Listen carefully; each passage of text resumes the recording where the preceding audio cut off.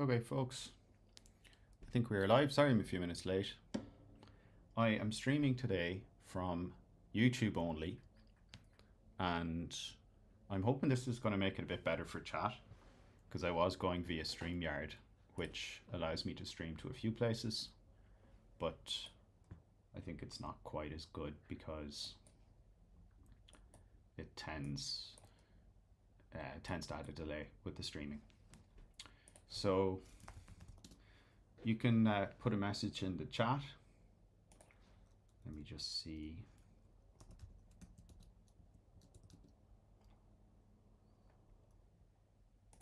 Nice. Nice. I see Kopiko is there, which is great. So I've got the chat going. I'll get started in a minute or two. Ciao. Let me now move to share the screen. I do need to figure out how I see the chat. I think what I can do is pop it out. Sorry, this week it's going to be a learning experience. I do have two screens today as opposed to last week in London, so that's good. And here we go. A few topics. So I want to talk about OSS, GPT OSS. I know I've talked about it before, but I want to talk about why it's cool, the MXNF4, sorry, FP4. And I have another few things I want to talk about, which is distributed training. So distributed data parallel versus FSDP. And I want to talk about data parallel as well for inference. Data parallel versus tensor parallel. And I'll make a few comments on vLLM and SGLang and doing inference with both of those. And what else do I have? That'll probably be enough, but oh, you're getting an echo. Let's see. That's probably because I should put on some AirPods. 1 second.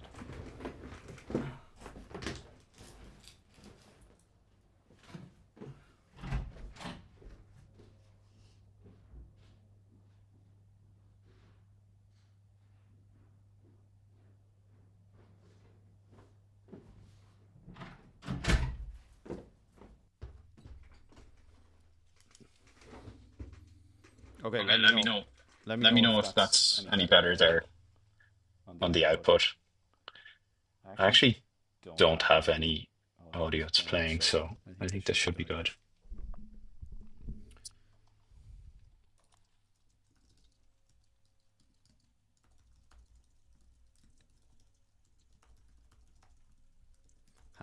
Doesn't like going slow. Wait, it's worse?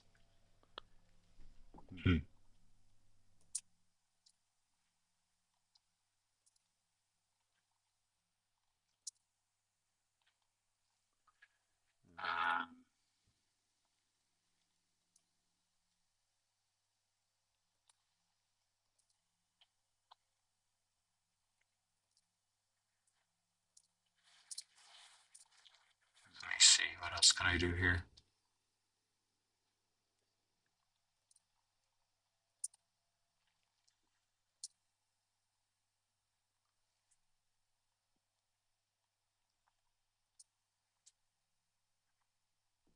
See, audio output.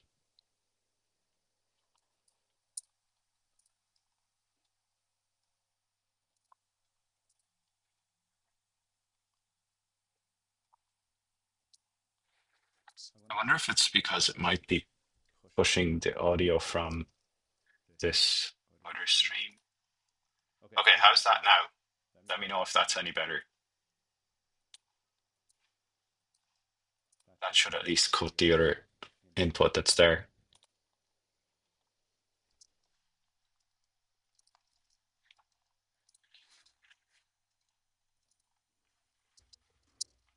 Okay, I'm going to try to keep going, but let me know if, okay, great. Yeah, I think what it was doing is it was actually playing the stream on a delay.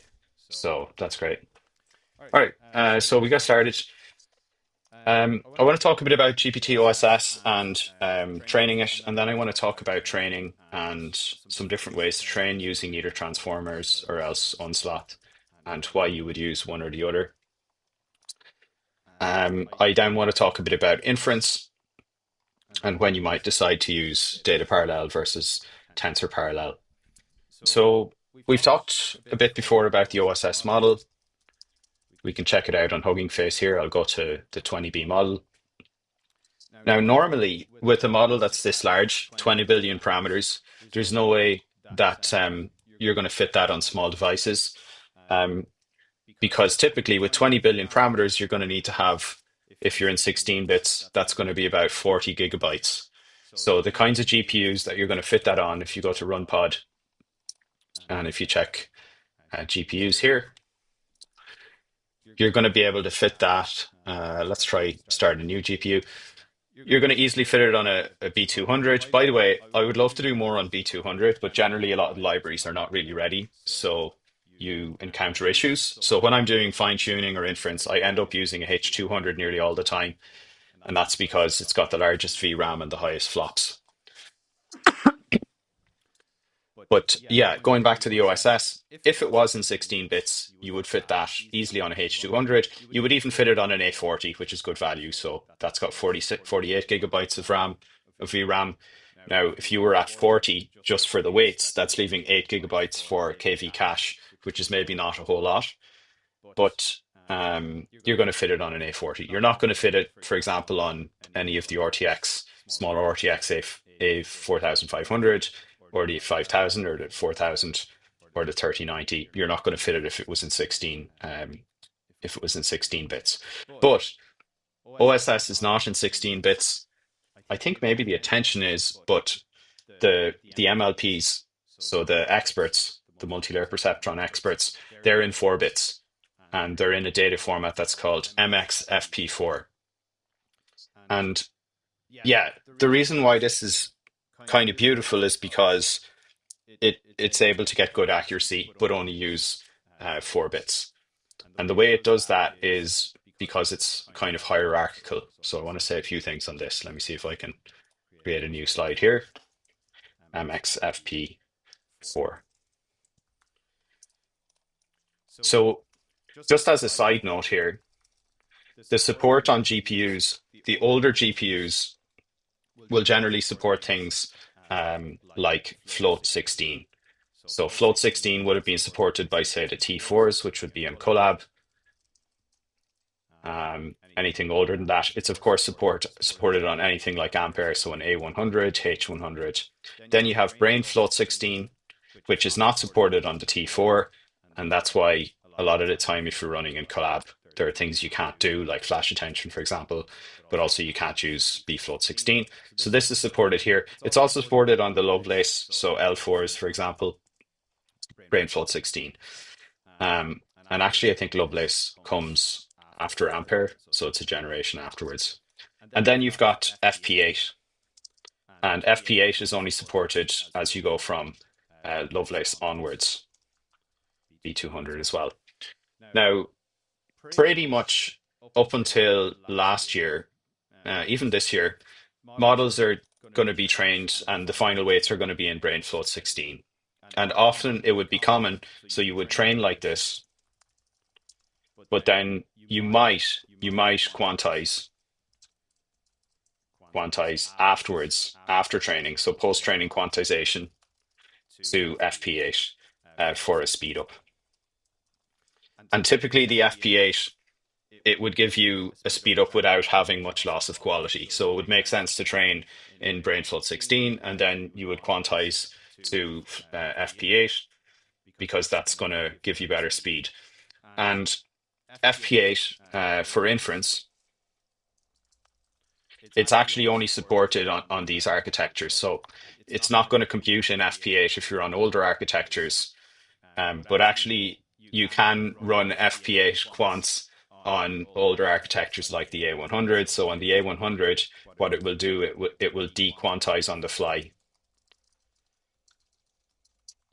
So you can run with FP8 models in some ways on A100s, but it actually expands them out to 16 bits before doing the calculations. And this still ends up being helpful because you have, sorry, I know I'm digressing a bit here, quite a bit, but I think it's still interesting.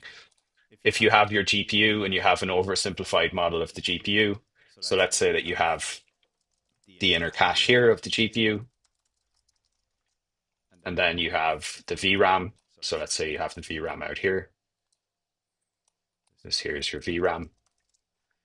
Let me increase the size of these a bit. So here's your VRAM, here's the inner cache. And when you read the weights, you're basically reading them from the VRAM into the inner cache. So this is what's happening. Let me make that arrow a different color and a bit fatter. So you have your model here. Model sits here. For example, that would be 80 gigabytes if it's H100. Although, yeah, 80 gigabytes of VRAM. And when you read the weights, it has to go into the inner cache. And this is where you have the compute that happens. And what I'm saying is, normally you would have your model in 16 bits here. And then it gets read in here to do the compute. But the compute, it can only be done in 16 bits if it's on one of these older architectures. So if it's on one of these, it can only be done in 16 bits. But on the newer architectures, it can be done in 8 bits. So you have basically twice the amount of compute possible because you're able to do two calculations in 8 bits instead of doing one calculation in 16 bits. It does kind of work that way. But even if you're only able to do it in 16 bits here, even if you can only do 16-bit compute, it can still be beneficial if you can read it in 8 bits. So you store your model in FP8, you read it in FP8, and then you dequantize it inside the inner cache here. And what this means is it makes the transport cheaper because you've got smaller weights to transport in and out. And if the transport from the VRAM, which is called your bandwidth, is your limiting factor on reading into the GPU, then it's going to be beneficial to read in FP8. Even if you can't compute in FP8, it's going to save you on that transport part. So anyway, that's a side note for why you can still sometimes use FP8 and it can be beneficial. And you see this as well with smaller quants like 4 bits as well. You can still sometimes see speed ups with using smaller quants because you're reducing the size of weights here, you're reducing the bandwidth for reading in to the inner part of the GPU, even though it actually costs you more calculation because you need to now do calculations to quantize, dequantize, and compute. So you'll have some extra compute here just for the dequantization. Okay, so anyway, this is a long way of saying that a lot has been done in 16 bits. Most of the training is done that way. Afterwards, you might quantize. Of course, in local llama and a lot online with unsloth models, you'll see people using 4 bits, or you'll see normal float 4 from Hugging Face. But one of the issues with those is if you post quantize with NF4 or with some kind of 4-bit format, you're generally going to lose quality. So typically, I don't do it. I typically would avoid NF4 and 4-bit quants because of bad quality. And there's another problem, and I should emphasize that this is when you are quantizing post-training or fine-tuning. There's another problem here as well with the FP4 or with any type of 4-bit is merging. So when you train, I'll show you another diagram here. So here's training with LoRA. If you train with LoRA, sorry, this is not at all going to be analogous to the previous diagram. It's a totally new diagram. Here, let's say that you have a matrix in, well, let's just say it's a matrix from an MLP. So this is a multi-layer perceptron. So you've got some kind of matrix that you want to train, but you're not going to train it. You're going to actually freeze it. This is what you do with LoRA. And instead, you're going to put on a little adapter of rank, let's say 32. So you're going to freeze this and you're going to train instead this small adapter, which is going to be attached onto this main frozen matrix here. And this main matrix is typically going to be in 16 bits. and your adapters are typically going to be in 16 bits. But if you decide to train with QLoRa, so if you train with QLoRa, well, let's just do that's training with LoRa. If you want to train with QLoRa, what's happening is you're actually going to have this all quantized. So it'll be quantized to 4 bits, but your adapters are still 16 bits. And that's the key point. LoRa, the adapters are still going to be 16 bits. So what you need to do at the end of training, so training with QLoRa followed by merge, you need to merge the adapter on top of the base matrix. And when you do that, the merging itself causes inaccuracies. And there are better and worse ways to merge, and it's complicated. Unsloth technically does a better merge because it will, when you train the model like this, the 16-bit adapter weights will essentially adapt to make up for the gaps caused by this quantization, at least in theory. They won't make up for the gaps that you kind of lost when you quantized, but at least they'll make it more uniform for the data that you train it on. And when you merge, you need to merge back to this quantized model, but a lot of libraries will just merge back to the original unquantized model. This causes error. So basically merging also causes error. So I'm getting to it now. Why is MXFP4 good? So I'll just say here traditional quants. But if you go to the MXFP4, basically this trains with quantization already in place. So there is no need to post quantize because it's already quantized. And there's no merging because you can fine tune with MXFP4. So basically the model is always staying with quantized parts.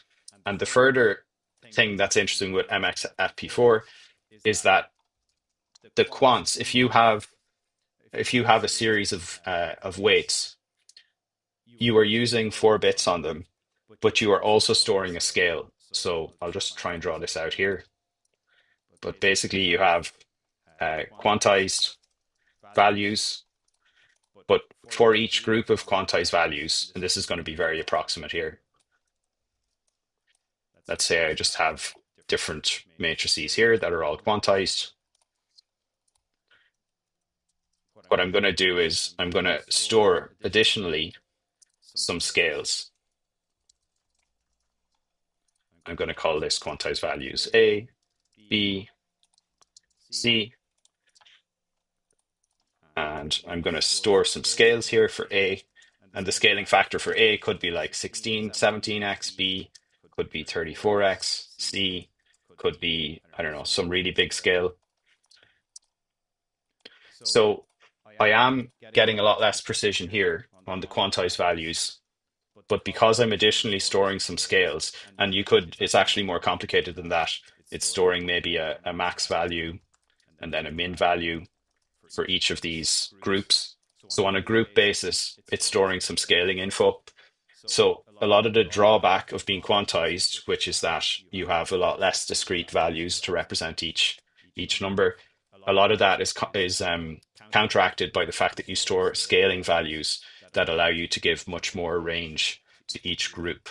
So you don't have the same exact control on a weight by weight basis, but you do have this ability to kind of scale the groups, which still keeps a lot of range and results in giving a lot of accuracy.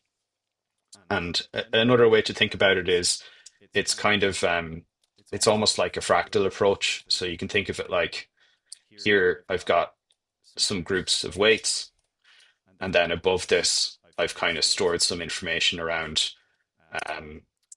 the scales for those weights. So I'm kind of moving the scale information up to this higher level, and then I'm keeping kind of some more granular types of noise, or not noise, but information down at these quantized levels. So you can look at it a little bit like a tree. You kind of have this higher level information, and then you have more detailed information. And this is the beauty of MXFP4, because you're able to store a much smaller data type, and these scales are a lot smaller to store. but still keep the dynamic range. So this here is um, why it's such a nice data type. All right. So there's one other thing I'll mention on MXFP4. It's actually um, inference does not necessarily use the FP for kernels. So you remember I said earlier that inside the GPU, different GPUs can do either 16-bit multiplications or 8-bit. They can do 32 and 64 as well. But different GPUs can do 4-bit. Some of them can also do, well, I guess 4 is the smallest I think I know of. Maybe there's an int2 type compute. And these more modern ones are able to do FP8. And actually, B200 is also able to do FP4. But I think most of the inference libraries don't actually support uh, FP4 inference for MX FP4 right now, although maybe they will. So when you run a library, you're actually not running FP4 compute. It's being dequantized on the fly, probably out to 16 bits in a lot of cases. But you're still getting this memory bandwidth transport benefit because you're transporting a lot lower, smaller weights between the VRAM and the inner cache. And you're also getting a much smaller model size here. So in short, OpenAI's OSS model, it's quite a large model. Well, it's not a large model, but it's a moderate sized model, but you're able to fit it onto a much smaller GPU than you normally would. So you can fit the 20B model on probably, I think, maybe 16 gigabytes, definitely less than 20 gigabytes. You're able to fit this model. So those are a few comments on MXFP4 and the OSS model. I will say a few things about inference for the OSS model. So if you want to run this, and the reason I'm talking about OSS, by the way, is because probably it's one of the best models to fine tune, just because it saves you a lot of space, but still gives you a lot of size, a lot of parameters, which means the model can be powerful. And because it's also a mixture of experts, not all of the model weights are activated at once. It's only a small fraction, I think 1 or 2 billion parameters. So it should, in principle, be very fast at inference. So you kind of get the benefits of low VRAM, large model size, which means it's strong, but also then you get the benefit of it being fast because it's a mixture of experts. So it's kind of threading a few different needles. Let me know, by the way, any questions in the chat or any topics you might want to see next week. So if you're going to inference it, you kind of have two options for OSS. There are probably other options too, but the two I'll talk about are vLLM and then SGLang. And currently, vLLM does allow for MXFP4 models to be loaded and inferenced. It's not using the FP4 compute kernels. It's dequantizing on the fly, and this works well. SGLang currently does not allow for MXFP4. It only allows for a 16-bit version of the model. So what LMSys have done is they've taken this model here, which is MXFP4, and they have saved it as a BF16 model. And of course, if you do that, the model's a lot larger. So here you can see it's 1, 2, 3, 4, 5. It's about 5 fives, 5 fours, about a bit over 20 gigabytes in size. And let's look at the original model, see how big that is. The original model is about 5, 5, and 4, so about 14 gigabytes in size. So model is larger because they've taken the benefits of the NF4 and they've saved it as 16 bits, which makes inference easier because a lot of the inference libraries are used to 16-bit inference.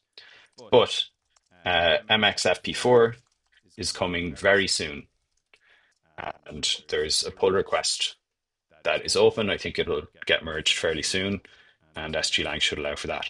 Now, vLLM, it does allow for MXFP4, but it does not yet support data parallel.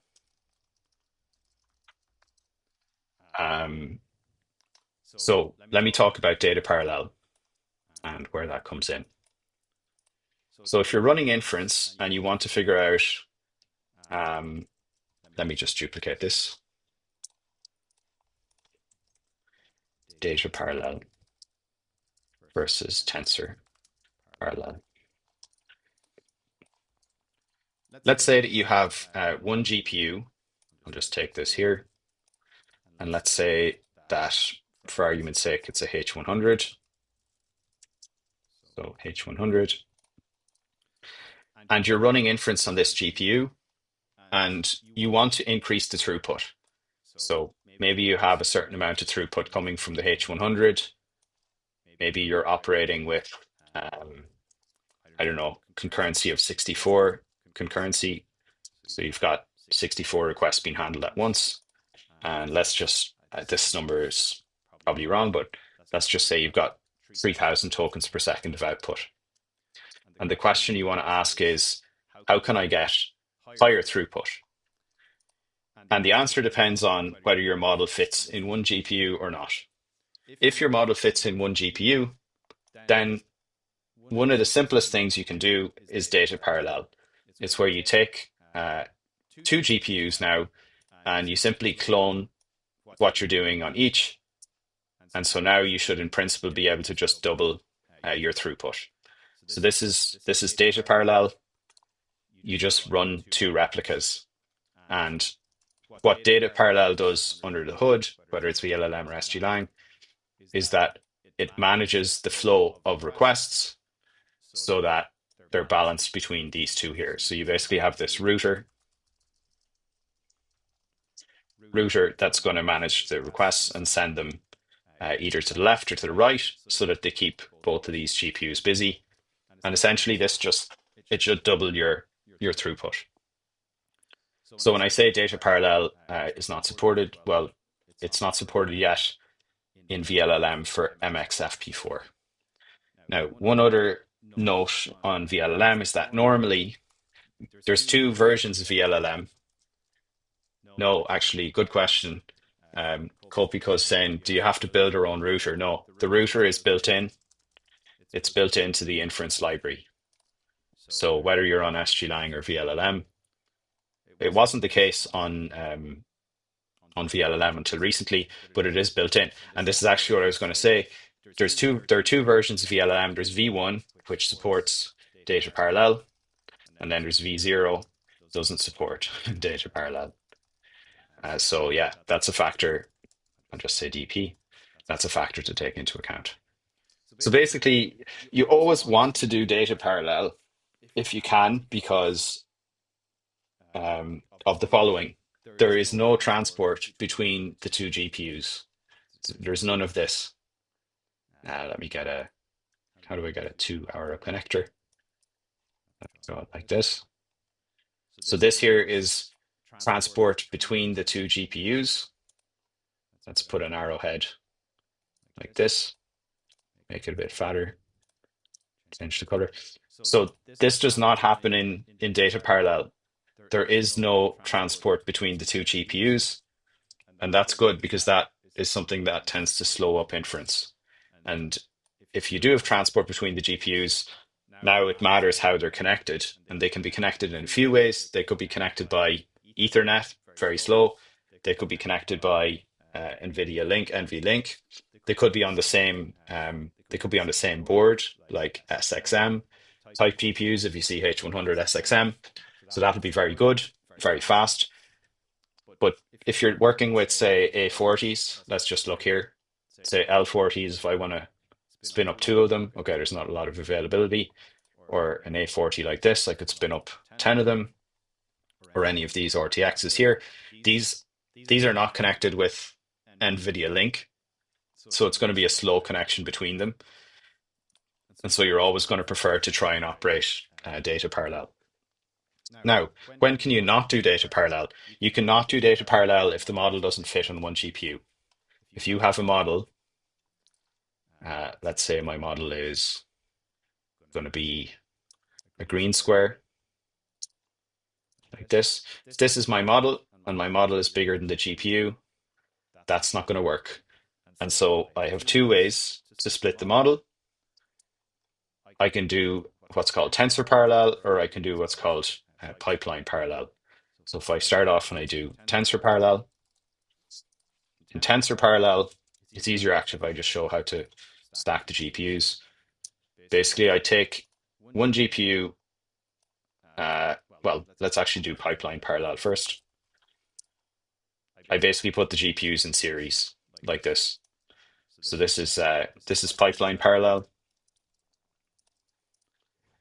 and yeah, the flow of data is like this. Essentially, you put a few layers on the first. So maybe if my model has got 32 layers, I would put 16 layers here, attention and MLPs, and I'd put 16 here. And now I flow through the GPU like this, going up that way.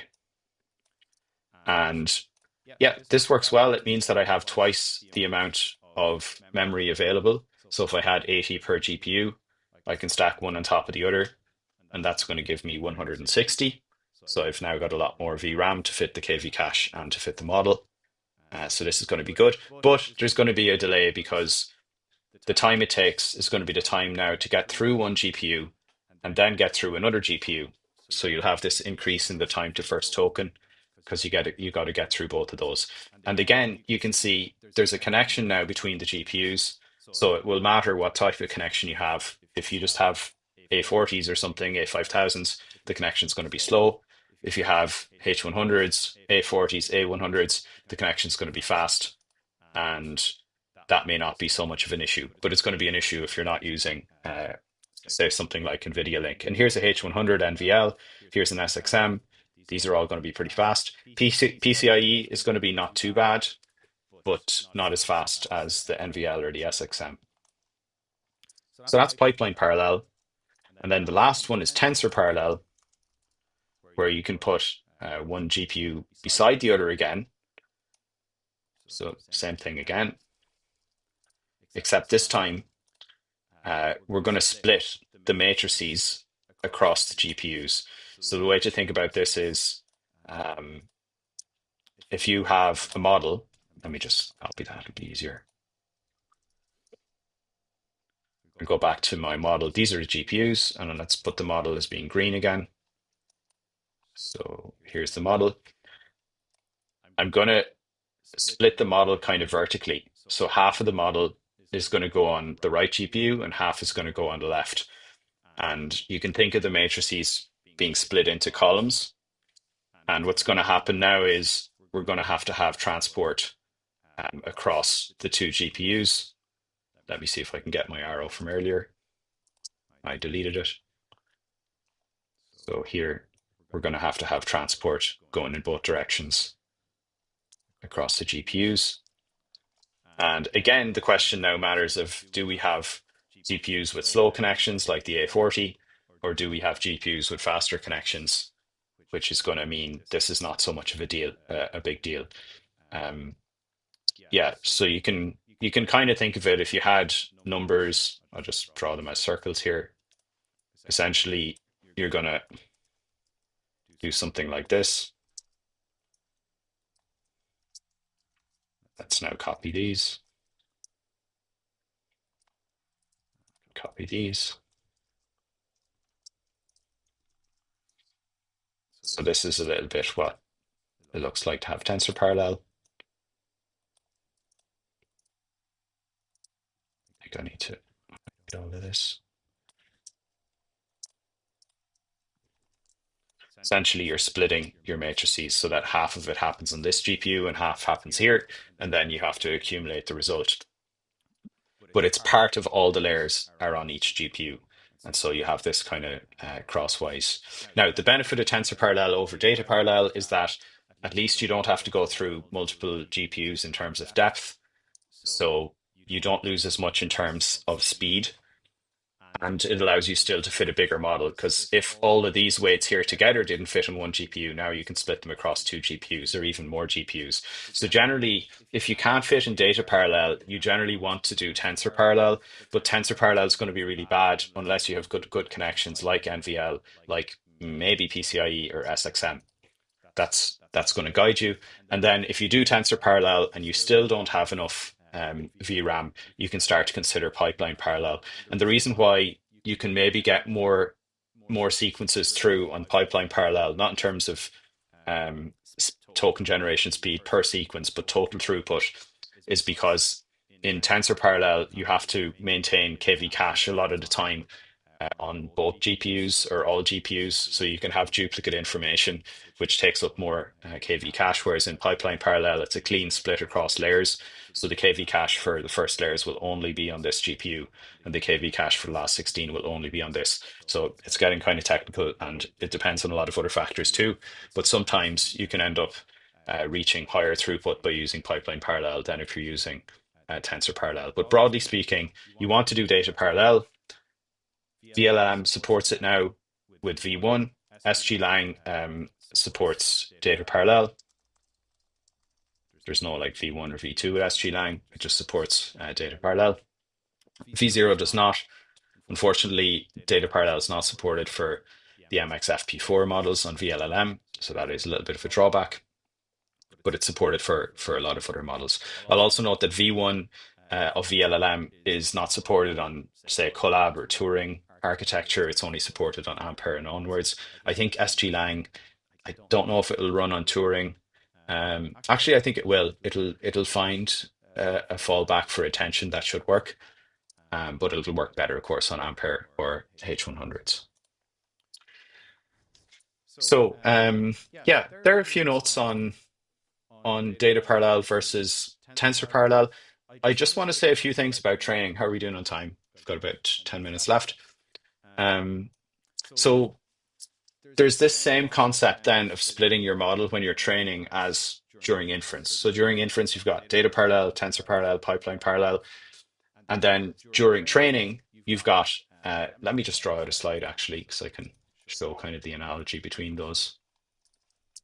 So training versus inference. So during training, let's put it like this. During training, you can have data parallel, and the analogous during, sorry, I should do it this way because I've already talked about training. Let's do training like this. Let's make this consistent. So during inference, you've got data parallel, and then during training, what you've got is distributed data parallel. And it's kind of the same thing. If you can fit your full model on a full GPU, you're going to prefer then, if you want to speed up training, to just replicate it across all of the GPUs. And I'll make a comment about batching in a second. Then you've got tensor parallel, where you split the tensors down the middle, like I showed here. And in training, what you've got FSDP. So this is fully sharded data parallel. And this is kind of analogous because in data parallel, you keep a full replica of the model on each GPU, but in fully sharded data parallel, it's kind of like tensor parallel in inference. You actually only keep a portion of the matrices on each of the GPUs, and then they have to accumulate, they have to communicate. And then the next one is pipeline parallel, which in training is sometimes called model parallel. I think sometimes people call it pipeline parallel too, but this is analogous to here in the pipeline parallel inference strategy. In training, you would split your model with certain layers on the first GPU and then certain layers on the second one. And yeah, you are going to have your GPU idle for quite a bit of the time, because when this layer is finished, or when this layer is working, this first layer, the second layer is waiting for it. So you have this thing called a pipeline bubble.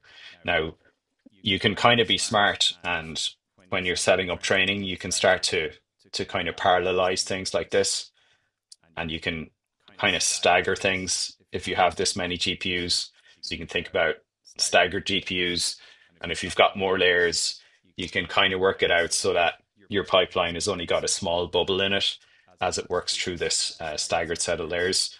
So that's why you'll hear about people talking about bubbles when they go to architectures where you not just have parallel, um, but you also have kind of maybe a combination of pipeline parallel and tensor parallel, and you're staggering so that you try and not have any idle GPUs. So yeah, people will talk about bubble time, but if you simplify it down, the simplest way to think about a bubble is simply with two, and you've got the second GPU waiting for the first one, and then when the second one is working, you can feed in a new batch of data to the first one. But you're always going to have that little kind of start up and finish bubble. So these are the analogies here. And again, the problem when you move to tensor parallel in particular is that you need to have high speed connections, because if you don't have good connections, your bottleneck is going to be communicating between GPUs. And this is a problem if you're training with GPUs at home or you're training with ones that are not connected with very high speed connections. So that's why you want to use a H100 or A100. And then the problem with the pipeline parallel or the model parallel is you just have a lot of idle time, particularly in training. So this idle time means you're not using all the compute that's available, and that's going to slow down how fast you're able to train. So ideally, if you're training, your first preference is to try to do distributed data parallel, just have replicas. Second preference is to find GPUs that have got high interconnect speeds and do fully sharded data parallel. And then if you need to fit even bigger models, you can combine in some model parallel as well. So last thing, which will bring this full circle, is if you're using transformers, you are going to be able to use any of these, of those, and you can do that using, you can use PyTorch FSDP, or you can use DeepSpeed. And there's a video I have that you can check out. If I go to youtube.com, Trelis Research. So let's see. Let's go to the playlists and find the one on, let's find the one on fine tuning. This will be one of the first ones. If you are training or fine tuning a large language, sorry, that might have caused some echo. And I was just looking at this video recently. Here we go. Multi-GPU fine tuning with data parallel and fully sharded data parallel. So you can check out this video. It's quite long, but it covers in detail how you would do this. And the point I wanted to make is that if you're working with Unsloth, Unsloth does not support fully sharded data parallel, and DDP is kind of questionable. I've been working on it and it's very hard to get it working. I think they're maybe close, but it's difficult because Unsloth relies on transformers. It relies on TRL, which is the training library, and even small differences in versioning can easily trip you up. So if you're trying to do parallel, you probably want to just use the base transformers. And this is a little bit unfortunate because Unsloth provides a 2x speed up. So if you were using Unsloth on one GPU, and then you go back to transformers on two GPUs, you're going to end up with the same speed. But two GPUs, it'll only become faster if you move to three GPUs or four with transformers, because Unsloth is fundamentally about 2 times faster. It's got a range of tricks. It's not one trick, it's got a range of tricks that bring that speed up. I'm not sure why transformers doesn't integrate those tricks exactly. I suppose one reason is that if you integrate the tricks, then it can break the support for some of the broader features that transformers has, and that's why it's difficult for Unsloth to support the multi-GPU setup, although I know it's something that they're working on. So yeah, that's a summary. My recommendation is when you're picking, because it's often, if you're training your own model, a lot of this is affected by what size model you decide to train. And I think there's a really big benefit. Maybe I should have said this at the start of the video, but picking your model size is really important, and you should pick it based on what GPUs you can use, and also you should pick it based on what your training is going to look like. Because if you can keep your model in one GPU, it's going to make your life a lot easier. You're not going to have to worry about doing these distributed type trainings. You don't have to worry about connections between the GPUs. At inference time, you don't have to worry about connections between the GPUs. So that's why I think there can be big advantages to just renting something with large VRAM and fitting it all on one model on one GPU, then you can use on Sloth, for example. You're not going to have any slowdowns. You can fully use the compute. So that's one way you can go. If you can't use such a big GPU, maybe because you don't want to use it at inference time, or for some reason you don't want to pay for the bigger one, you still probably want to pick a model that's going to comfortably fit so that you aren't forced to doing distributed training. Even if you do want to train a larger model that requires distributed training, I would recommend first training a smaller model that doesn't, because it's going to make your life a lot easier. So that's an overview for this week. Let me know if you've any final comments there in chat. I'm gonna wrap it up. You can leave comments afterwards if there's something you want me to talk about next week. I have gotten a few questions over the last week about Trelis repos and which ones people should buy. There are 7 repos. Of course, my content here on YouTube, the videos are open. If you want the companion repos, that's where you can decide you might want to purchase a lifetime membership. There are 7 repos. There's robotics, audio, LLMs. This is LLM fine tuning here. There's vision and diffusion.